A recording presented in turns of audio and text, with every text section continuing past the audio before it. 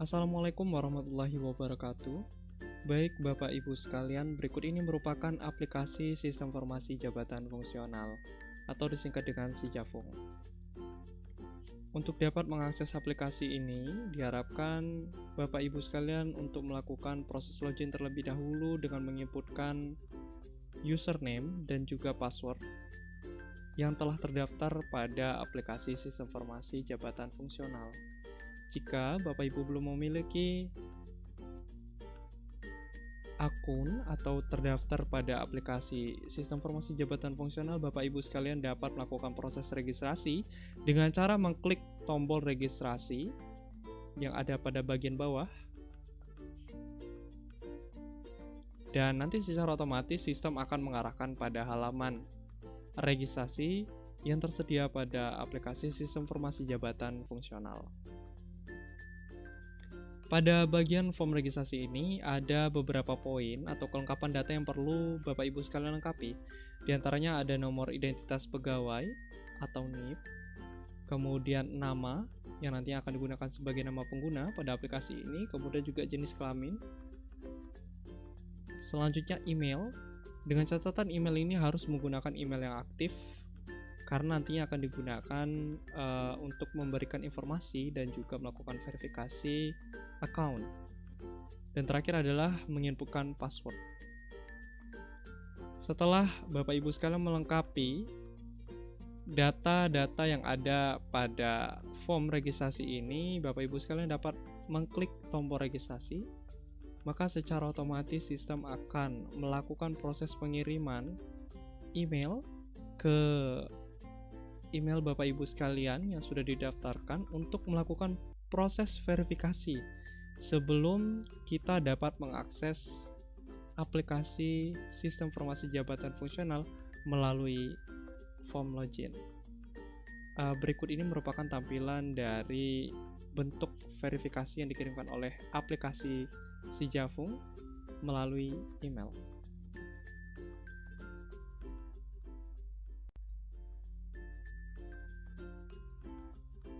Bapak Ibu sekalian, jika kita telah berhasil melakukan verifikasi melalui email atas akun kita tadi yang sudah kita lakukan registrasi sebelumnya, kita dapat melakukan proses login dengan cara menginputkan username yang telah kita daftarkan dan juga password.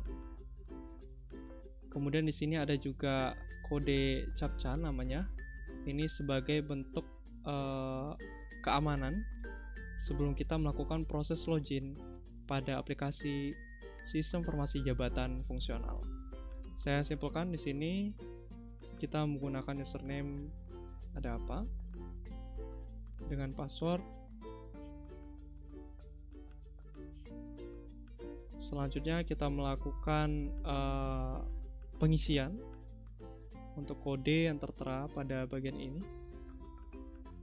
Kita isikan saja cukup, kemudian kita klik tombol login untuk melakukan proses login ke aplikasi atau untuk masuk ke dalam aplikasi Sistem Informasi Jabatan Fungsional. Kita telah berhasil melakukan proses login dan langsung diarahkan pada halaman utama dari aplikasi Sistem Informasi Jabatan Fungsional.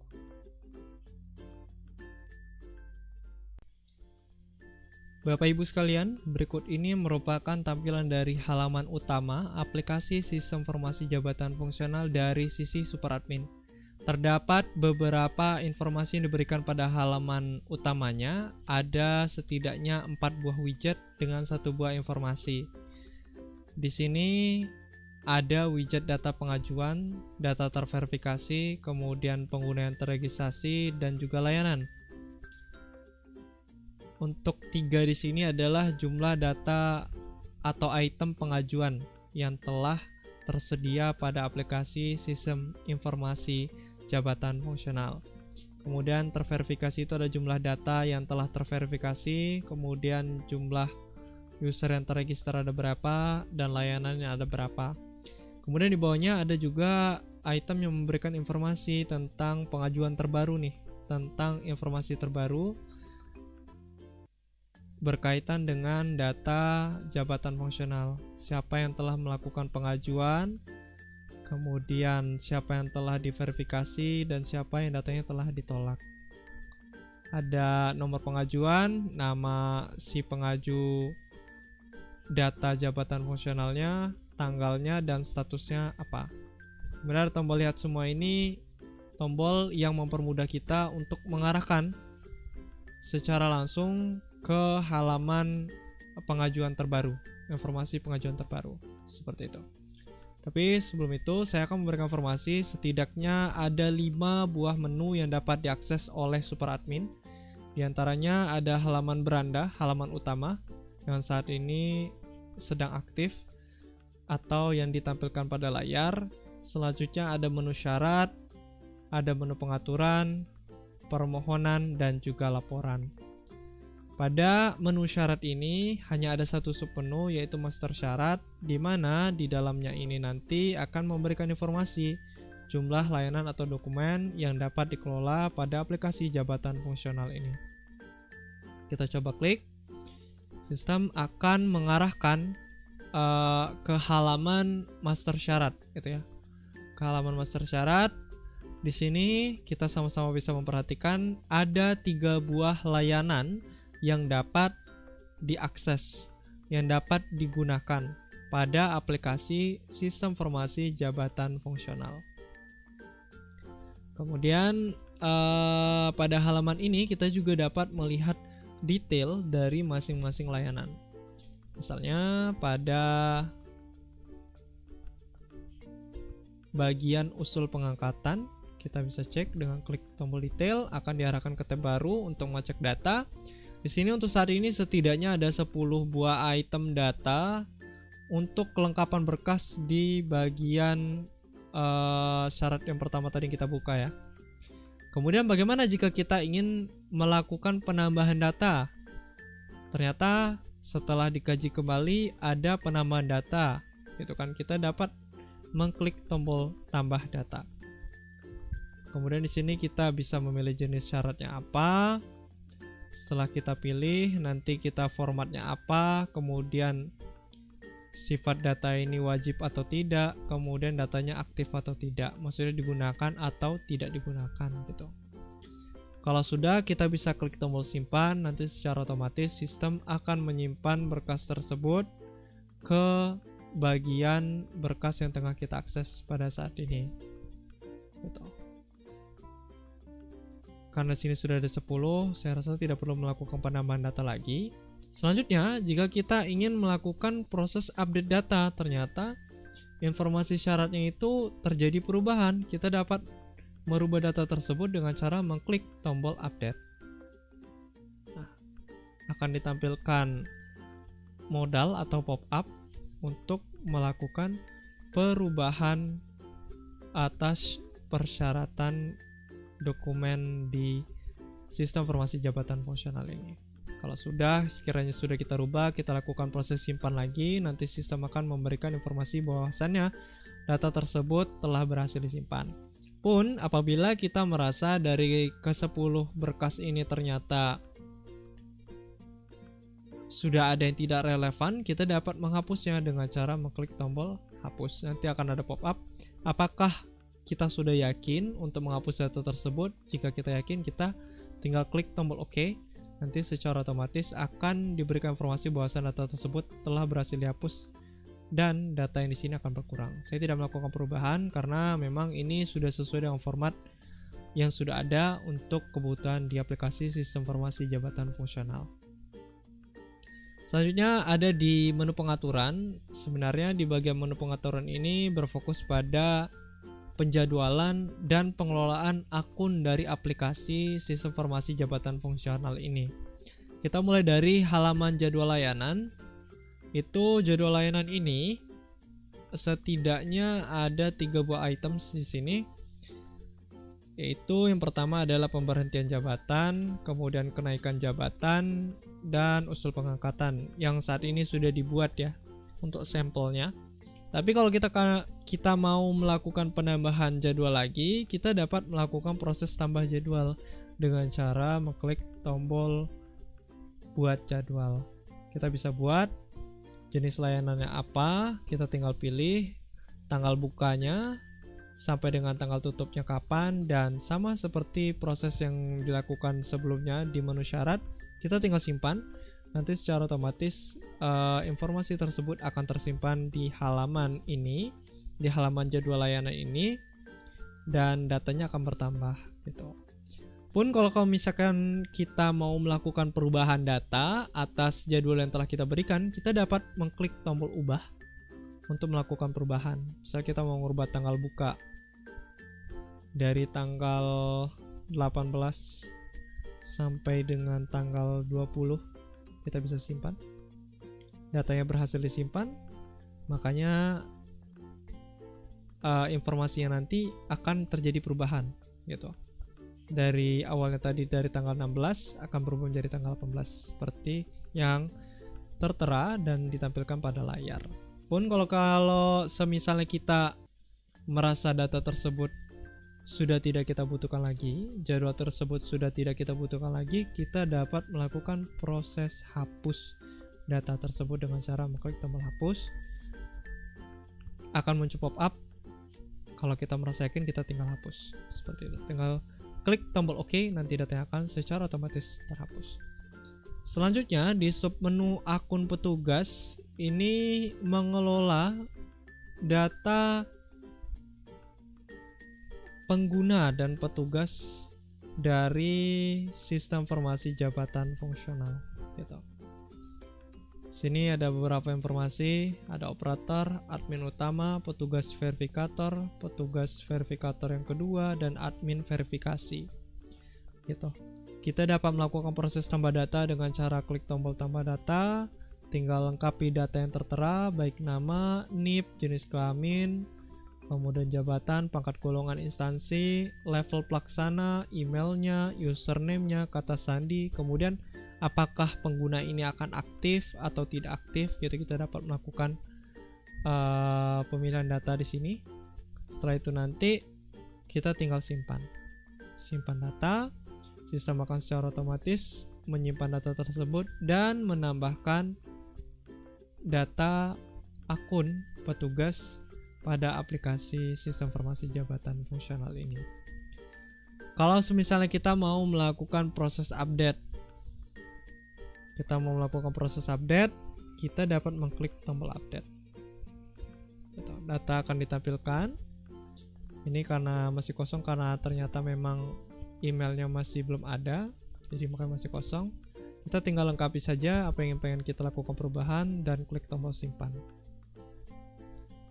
Kalau misalkan kita merasa admin ini sudah tidak aktif lagi, dia sudah tidak menggunakan aplikasi ini lagi, tidak bertugas sebagai seorang verifikator atau mungkin di bagian lainnya, kita bisa langsung melakukan proses hapus. Dengan cara mengklik tombol OK, maka sistem akan menghapus data dari pengguna akun tersebut. Selanjutnya, kita masuk ke bagian menu permohonan. Nah, di sini akan diberikan 3 buah submenu, diantaranya ada submenu baru masuk, kemudian data yang ditolak, dan juga history. Kita coba masuk ke baru masuk. Data sebelumnya yang telah diinputkan oleh user nantinya akan diberikan informasi jumlahnya ada berapa pada data permohonan submenu baru masuk ini. Ada 2 items, yaitu di bagian pemberhentian jabatan ada berapa, baru ada 1 yang saat ini baru masuk, di usul pengangkatan juga ada 1. Pun nanti kalau misalkan di item yang satu lagi yang terbaru ada masuk lagi, nanti akan muncul jadi 3 di sini. Kita coba masuk di bagian pemberhentian jabatan. Pada bagian pemberhentian jabatan saat ini, sementara waktu ini ada 1 buah data yang sudah masuk di bagian data permohonan submenu baru masuk ini. Kita bisa ngecek datanya dengan cara mengklik tombol rincian. Nah, kita bisa cek data rinciannya. Ini datanya, informasinya sudah terupload semua. Ternyata selain itu ada beberapa berkas yang belum diupload. Kalau kita merasa data yang diinformasikan, misalnya data pada pertama ini scan asli surat permohonan bermaterai, kira-kira sudah sesuai dengan aturan dan ketentuan yang sudah ada, kita bisa cek dulu di pratinjau file. Setelah kita cek di pratinjau file, ternyata datanya berkasnya sudah sesuai dengan yang kita butuhkan, maka kita bisa mengklik tombol valid. Gitu. Oke, datanya sudah terpenuhi. Pun dengan begitu data yang lainnya juga. Kalau merasa datanya semua sudah selesai, kita melakukan disclaimer atau pernyataan bahwa saya dengan ini menyatakan berkas pengajuan lengkap dan valid. Status verifikasi, kita bisa memilih sebagai seorang super admin apakah sudah memenuhi syarat atau belum memenuhi syarat, atau mungkin berkasnya tidak lengkap. Seperti ini kan belum lengkap nih. Nah, kalau misalkan belum lengkap, seandainya ada catatan bisa kita tambahkan di sini. Secara default untuk saat ini informasi yang diberikan adalah berkas tidak lengkap, belum memenuhi syarat. Kemudian bisa kita klik tolak. Nanti informasinya ketika data itu ditolak akan diterima oleh user.